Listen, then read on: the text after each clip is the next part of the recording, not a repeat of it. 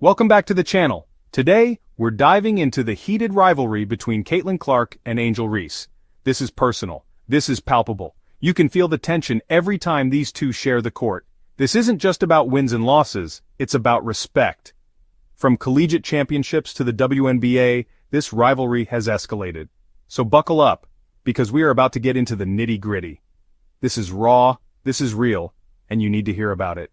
Let's talk about the moment that crystallized the dangerous trajectory of this rivalry, that flagrant foul by Angel Reese on Caitlin Clark. It looked intentional, malicious. This isn't just chippy play, it's escalating. The WNBA is trying to grow, and incidents like this detract. They pull focus from the skill and dedication these athletes bring, and that, my friends, is a problem. To truly understand the animosity, the sheer visceral nature of this Clark-Reese dynamic, we absolutely have to rewind the tape. We have to go back to the 2023 NCAA Women's Basketball Championship game, LSU versus Iowa, Angel Reese versus Caitlin Clark. The stage was massive, the stakes were monumental, and what transpired in the closing moments of that game laid the undeniable foundation for the bitterness we see today. It wasn't just a game, it was the genesis of a feud that has now spilled over with a vengeance into the professional ranks. LSU was dominant, no question about it.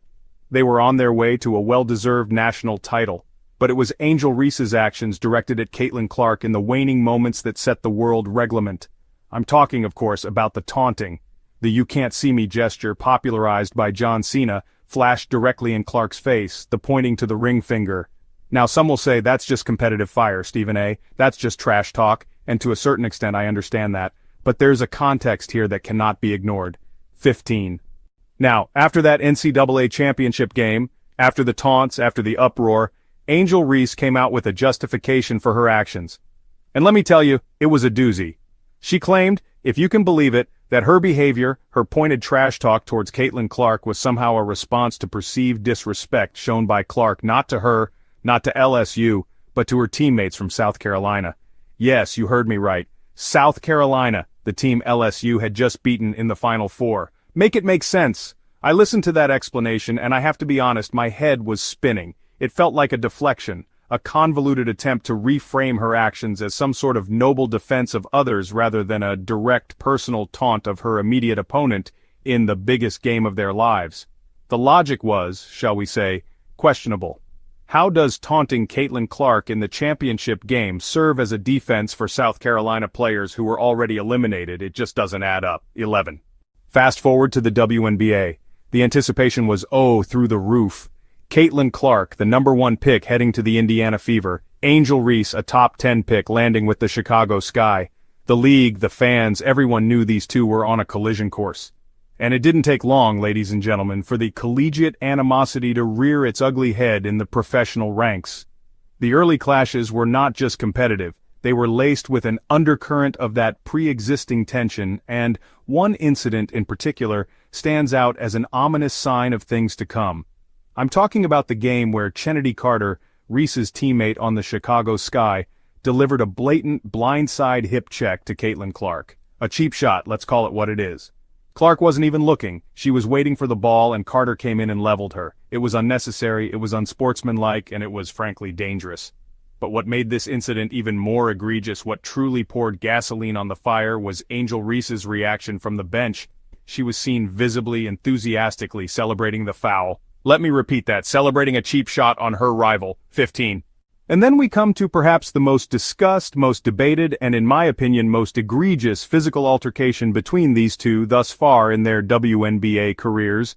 The incident where Angel Reese, in the course of what she later defended as a basketball play, struck Caitlin Clark directly in the head, resulting in a flagrant foul. Now, I want to be very, very clear here. I've seen a million basketball plays, I've seen hard fouls, I've seen players go for the ball and inadvertently make contact. This, ladies and gentlemen, did not look like one of those. Reese was attempting to block Clark's shot, yes, but the follow-through, the wind-up, the contact squarely to the side of Clark's head, it was excessive, it was reckless, and many, including myself, believe it carried an element of intent beyond simply trying to make a play on the ball. Clark went down, clearly shaken. The officials reviewed it and upgraded it to a flagrant one. But the conversation, the controversy, was far from over, because Angel Reese's defense of her actions was, to put it mildly, utterly unconvincing, and frankly, insulting to anyone who understands the game. It's a basketball play, she said. I'm a basketball player. I make basketball plays. Oh, really? Is winding up and clocking an opponent in the head now standard procedure? Is that what they're teaching? Now, let's project forward, or in the context of this video, let's imagine a scenario, say, the 2025 WNBA season opener, where the tensions, rather than dissipating, have only intensified. Picture this: Indiana Fever versus Chicago Sky, the spotlight blazing, and from the opening tip, the atmosphere is electric, almost combustible. And then it happens, a moment that signifies no truce has been called, no lessons learned. Angel Reese, after being called for a foul against Caitlin Clark, doesn't just dispute the call, she aggressively pursues Clark down the court. I'm talking about a display of unadulterated aggression, a chase that goes beyond the normal frustration a player might feel after a whistle.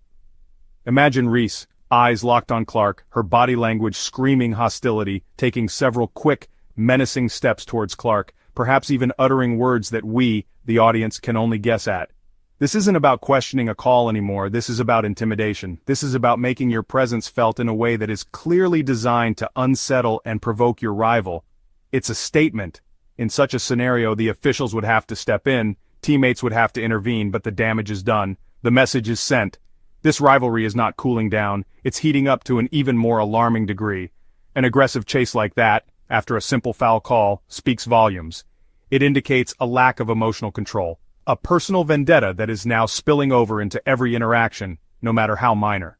Angel Reese has embraced the role of the villain in her rivalry with Caitlin Clark. She's leaned into this narrative, posting and talking about it openly. By accepting this label, Reese controls the narrative and continues her bold behavior.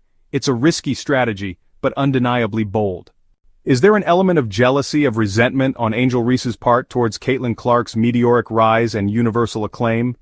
Caitlin Clark has transcended the sport in many ways.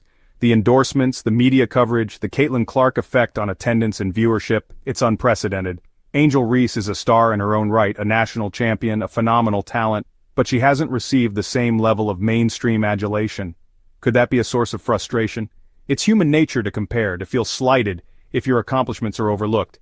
Angel Reese is a fierce competitor. Seeing a rival get the spotlight could lead to feelings of resentment.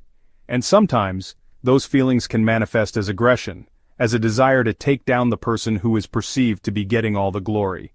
Think about it. Reese was the most outstanding player of the NCAA tournament when LSU won. It's incredibly telling, I think, to look not just at Caitlin Clark and Angel Reese themselves, but also at how their respective teammates sometimes react to the volatility surrounding them. And there's a stark contrast that I want to highlight, particularly involving Indiana Fever's Aaliyah Boston. We've seen moments where Clark has been on the receiving end of hard fouls, not necessarily from Reese, but from other opponents, and Boston's reaction has been a masterclass in composure and de-escalation. Picture this: Clark gets hit hard, maybe a little cheap shot, and tempers start to flare. What does Aaliyah Boston do? She doesn't rush in screaming, she doesn't look to retaliate. More often than not, you see her calmly approaching the situation, perhaps checking on her teammate, maybe having a quiet word with the officials, or even gently guiding Clark away from potential further confrontation. It's mature, it's professional, and it's exactly what you want to see from a leader and a teammate in a high-pressure environment. Now contrast that with what we've discussed earlier regarding Angel Reese's reaction to the Kennedy Carter hip check on Clark.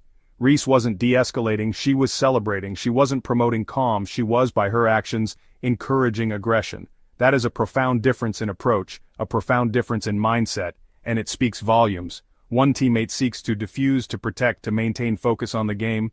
The other in that instance appeared to revel in the chaos and the targeting of a rival. 15. The eyes of the basketball world will be on the Indiana Fever and the Chicago Sky. June 7th is circled on my calendar. I hope for a clean, competitive game, but I'm not holding my breath.